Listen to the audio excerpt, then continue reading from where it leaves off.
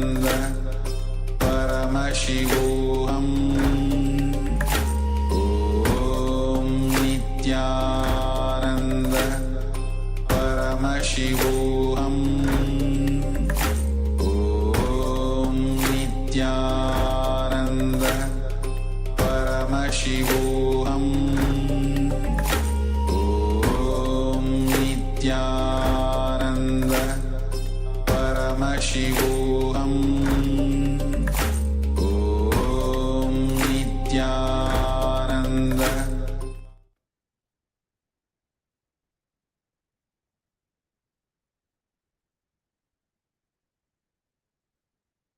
Yes.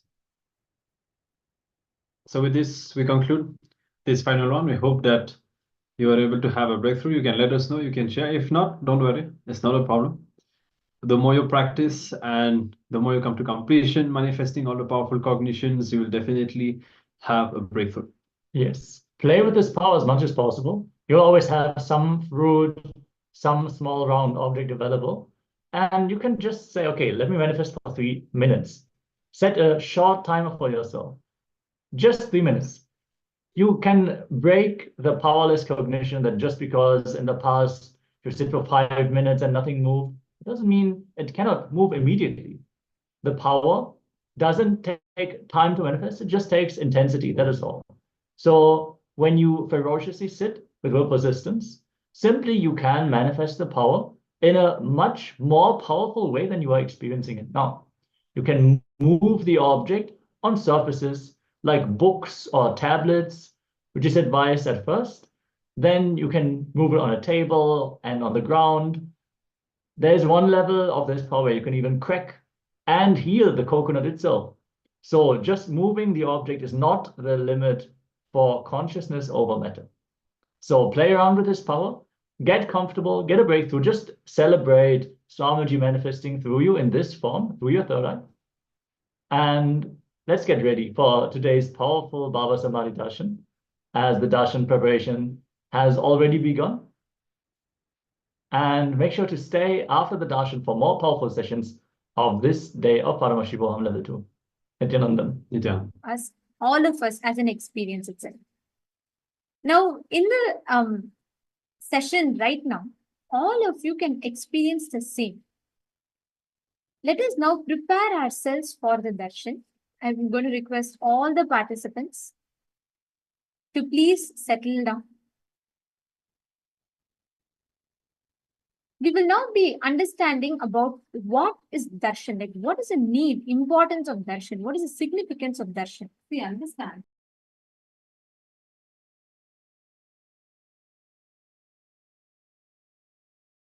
Whenever we receive the darshan, the initiation from Swamiji, a process called as Shaktipada happens inside of us.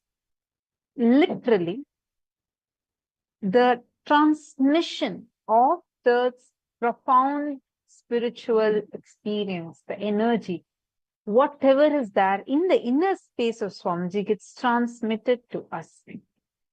And that transmission happens during the darshan, and this process is called as Diksha.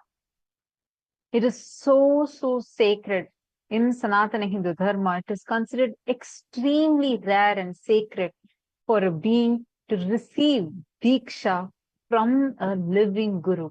And even more rare, rarest of the rare, is when you can receive the Diksha directly from an avatar.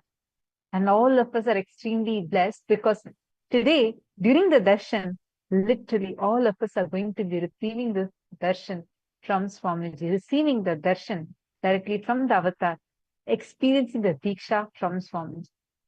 Now, what does this mean? We are going to just watch a very short 2-minute video to understand. Welcome to our exploration of Shaktipata, a profound concept in Hindu spirituality. Shaktipata, also known as Shaktinipada, describes the transmission of spiritual power, Shakti, from a guru to a disciple. It's considered a rare and sacred phenomenon, often likened to receiving divine grace.